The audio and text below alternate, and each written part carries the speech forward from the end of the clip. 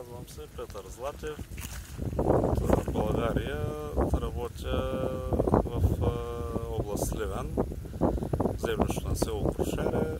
Отглеждам приблизително 550 декара зеленчуци, картофи и зеленчуци. Всичко ми е поливно, на капково напояване, дъждуване също имам.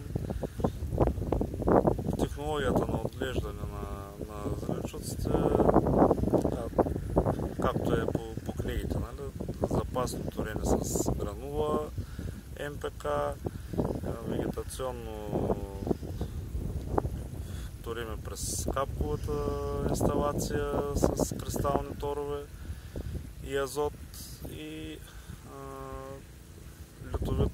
По принцип първоначално започнах да използвам литовит само в разсадите, в разсадопроизводството си, но в последствие го прилагам вече трета година да се уча много успешно през цялата вегетация. От разсад до буквално до 15-20 дни преди последните бранета на реколтата прилагам литовит. На всяко пръскане с фунгицид и инсектицид слагам и литовит.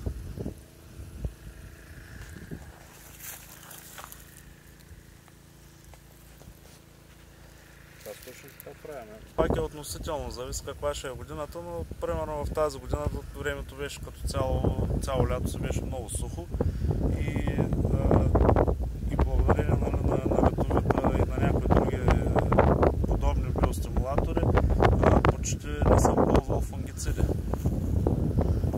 Единствено и инсектицидите, нали, там няма как да се използват за неприятелите.